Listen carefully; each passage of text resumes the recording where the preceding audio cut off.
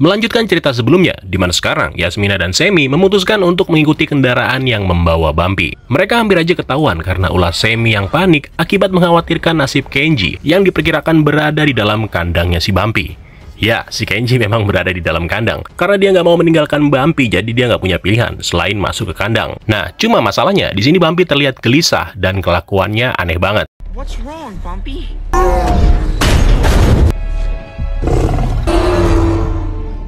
Gak lama kemudian, kendaraan yang membawa Bumpy sampai di dermaga, yang rupanya tempat ini tuh dijadikan lokasi untuk menampung dinosaurus. Nah, uniknya selain Semi, Kenji, dan Yasmina, di sisi lain dermaga, Kenji dan Darius juga ada di sini. Cuma mereka belum bertemu aja cuy. Di lokasi Darius dan Kenji, mereka lalu mulai mencari tahu apa yang sebenarnya dilakukan orang-orang di dermaga. Karena pas mereka lagi melihat-lihat di sekitar, mereka menemukan banyak banget dinosaurus yang dikurung dan di setiap kandang dilabeli dinosaurus yang udah mati. Padahal mereka masih hidup. Nah, di momen ini ada satu ekor dinosaurus yang lagi pengen diantar ke dalam peti kemas. Melihat hal tersebut, Darius dengan cepat melepaskan ikatan yang kemudian dari sana menyebabkan makhluk itu mengamuk. Dengan memanfaatkan kekacauan yang terjadi, Darius dan Kenji lalu mencoba masuk ke dalam sebuah hanggar, di mana di sisi lain Yasmina dan Semi juga berhasil masuk ke hanggar dengan memanfaatkan kekacauan tadi, yang kemudian disusul dengan truk pengangkut Bumpy yang akhirnya juga tiba. Di momen ini, Ben berhasil keluar tepat sesaat sebelum para petugas masuk untuk membawa si Bumpy. Sementara itu, Kenji dan Darius akhirnya mengetahui kalau mereka nggak sendirian, di mana keduanya melihat Semi dan Yasmina yang juga berada di lokasi yang sama. Cuma karena Yas dan Semi dalam bahaya nih, Kenji lalu mencoba membantu dengan mengalihkan perhatian para penjaga. Sehingga dari sana, mereka berempat berhasil berkumpul kembali. Come on, we gotta get that cargo loaded. Good to see you.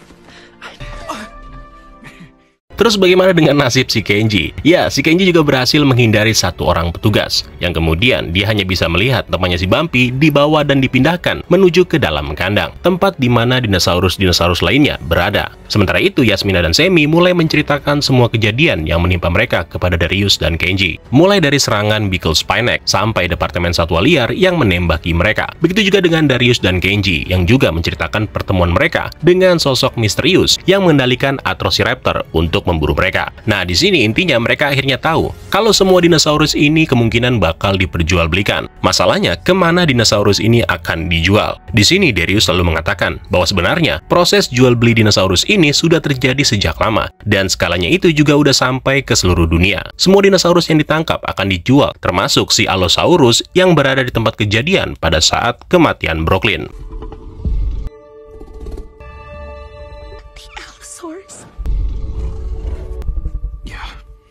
Nah, dari petunjuk yang ditemukan sebelumnya, Kenji lalu menyimpulkan bahwa Brooklyn telah menggunakan uangnya si Mr. Kon atau ayahnya untuk membeli Allosaurus ini, yang nantinya akan diberikan kembali kepada Mr. Kon. Nah, ketika Semi mencoba menanyakan kebenaran tentang hal itu, tiba-tiba Ben muncul dan mengagetkan semuanya, di mana dia kemudian mengajak teman-temannya itu untuk mengikutinya ke tempat Bumpy dikurung.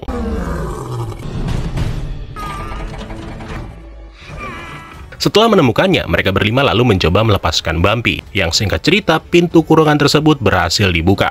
Nah, pas mereka mencoba menyelidiki nih kenapa si Bumpy bertingkah aneh, ternyata dia ini lagi kesulitan melahirkan cuy. Akhirnya Semi bersama dengan Ben lalu mencoba menolongnya, sampai kemudian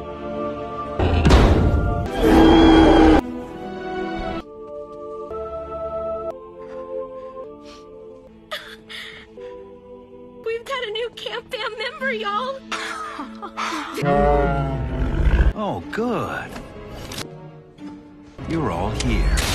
dari sana lalu terjadi obrolan serius di mana Darius dan Kenji menanyakan apakah ada hubungannya antara penyeludupan dinosaurus ini dengan kematian Brooklyn kepada Cabrera. Di sini Cabrera lalu mengungkapkan bahwa pada waktu kejadian itu dia hanya berniat mengirim Allosaurus untuk menakut-nakuti Brooklyn supaya si Brooklyn mau berhenti untuk menyelidiki perihal penyelundupan dinosaurus.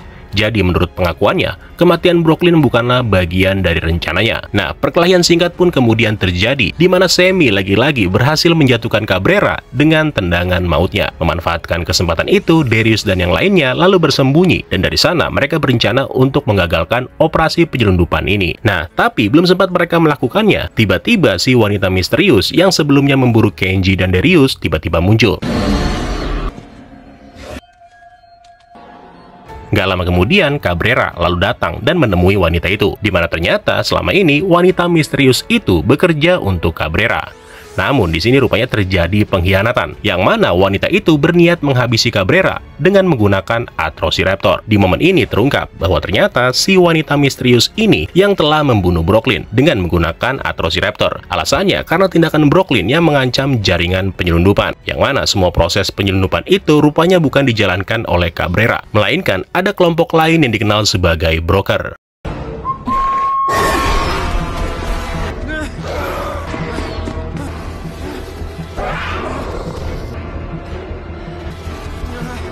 No, wait! I know! Nah, setelah menghabisi Cabrera, si wanita misterius yang tadinya baru aja mau pergi, tiba-tiba menghentikan langkahnya pada saat salah satu Atrociraptor miliknya merasakan kehadiran Darius dan teman-temannya. Bener aja, nggak lama setelahnya, wanita itu langsung memerintahkan raptornya untuk memeriksa, yang kemudian membuat para camper menjadi panik.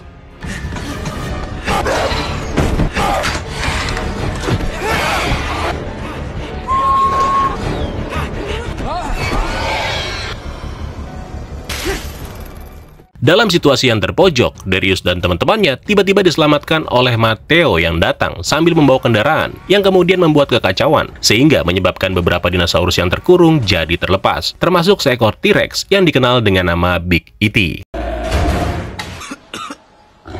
Is everyone okay? Are you okay? Tail?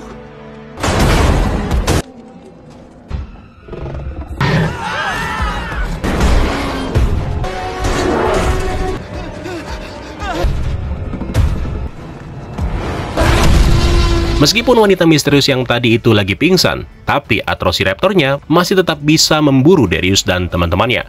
Namun untungnya para raptor itu harus berhadapan dengan Big E.T. terlebih dahulu. Nah, masalahnya ini raptor kan ada 3 cuy. Jadi yang 2 ekor itu bisa berpencar dan kembali memburu teman-temannya Darius. Melihat situasi tersebut, Darius kepikiran sebuah ide, di mana dia berencana untuk melepaskan Allosaurus yang masih terkurung.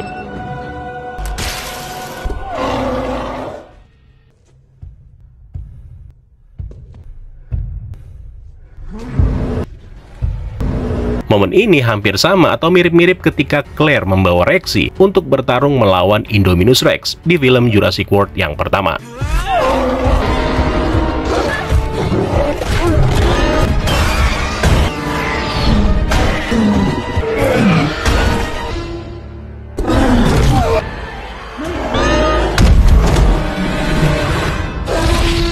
Setelah kejadian tadi, si wanita misterius yang sekarang udah sadar terpaksa harus mundur, dikarenakan dia mengetahui kalau sirine polisi terdengar mendekati lokasi tersebut. Ditambah lagi, para raptornya sekarang lagi terluka akibat pertarungan sebelumnya. Untuk saat ini, Darius dan yang lainnya bisa bernafas dari kejaran orang-orang yang memburunya. Cuma sayangnya, salah seorang anak buah broker berhasil melarikan diri dengan membawa beberapa telur dan juga dinosaurus di atas kapal kargo. Melihat hal itu, Darius merasa kalau semuanya ini belum berakhir. Menurut Darius, bagaimana bisa gitu? Mereka melupakan semuanya ini, apalagi ini ada hubungannya dengan kematian Brooklyn. Di sini kemudian terungkap alasan kenapa Darius nggak hadir pada saat Brooklyn membutuhkannya di malam itu.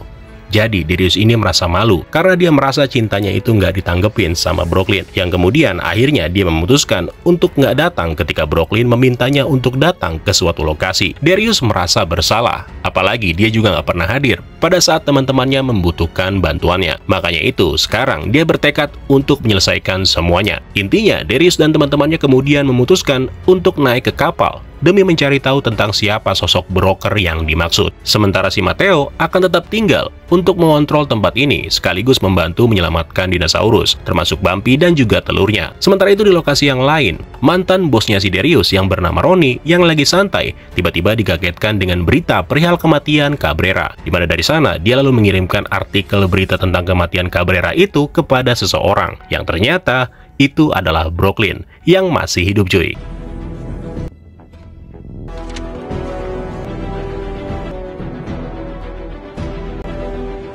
So, itulah tadi part terakhir dari alur cerita Jurassic World Chaos Theory. Menurut gua, cerita di series ini jadi jauh lebih menarik, karena sekarang skupnya jadi lebih luas. Ditambah lagi, ada musuh-musuh baru yang tentunya menambah keseruan di series ini. Kalau gitu, terima kasih buat kalian yang udah nonton recapan ini dari part 1 sampai sekarang. Dan sampai jumpa di kesempatan selanjutnya. Keren lo semua. Ciao.